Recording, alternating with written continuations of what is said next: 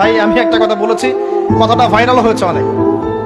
মানুষ মানুষের অবস্থানকেই ভালোবাসে, মানুষ কখনোই মানুষের অন্তঃসত্ত্বাকে ভালোবাসে না। অবস্থান আপনার ভালো, আপনার পিছনে মানুষের অভাব থাকবে না। আজকে আপনার ক্ষমতা আছে, পাওয়ার আছে, খ্যাতি আছে, ইত্যাদি আছে, মানুষ দেখবেন পিছনে ঘুরঘুর করছে, ঘুরঘুর করছে, এবং এরা কিন্তু সবাই সবার স্বার্থেই ঘুরঘুর করছে।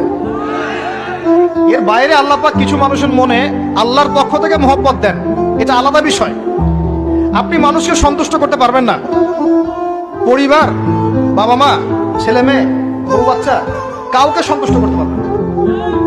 100% আপনি কাউকে সন্তুষ্ট করতে পারবেন না। সারা জীবন করে যাবেন, আপনার বিরুদ্ধে অভিযোগ থেকেই যাবে।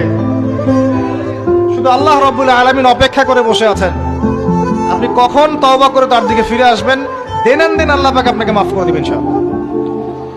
আল্লাহ পাক বলেছেন শোনেন, ইল্লা মান তাবা, যে অনেক গুনাহ করেছে, শিরক করেছে, জিনা করেছে, মদ খেয়েছে, বিদআত করেছে, হারাম খেয়েছে, আল্লাহ পাকের অবাধ্য হয়েছে, নামাজ পড়ে নাই, যাকাত দেয় নাই, ইত্যাদি ইত্যাদি অনেক অন্যায় করেছে, একদিন তওবা করে ফিরে এসেছে। আল্লাহ পাক বলেছেন ইল্লা মান তাবা, যে ব্যক্তি তওবা করে ফিরে আসলো, ওয়া আমানা, এবং ঈমান নিয়ে আসলো, ওয়া আমিলা আমালান সালিহান, এবং এখন থেকে সৎ আমল করা শুরু করলো, হোক সে নারী বা পুরুষ, যে কেউ, যে কোনো বয়সের, যে কোনো বর্ণের, যে কোনো ভাষার, যে কোনো দেশের, এগুলো কিচ্ছু যায় আসে না আল্লাহ পাকের। ইন্নাল্লাহা লা ইয়ানজুরু ইলা আজসামিকুম ওয়ালা ইলা সুওয়ারিকুম ওয়ালাকিন ইয়ানজুরু ইলা কুলুবিকুম ওয়া আমালিকুম। আল্লাহ পাক শুধু কলব দেখেন, আমল দেখেন, রক্ত মাংস বর্ণ এগুলো দেখেন না। আল্লাহ পাক ফিরে এসেছে, আমল, ঈমান এনেছে, আমল সালেহ করেছে।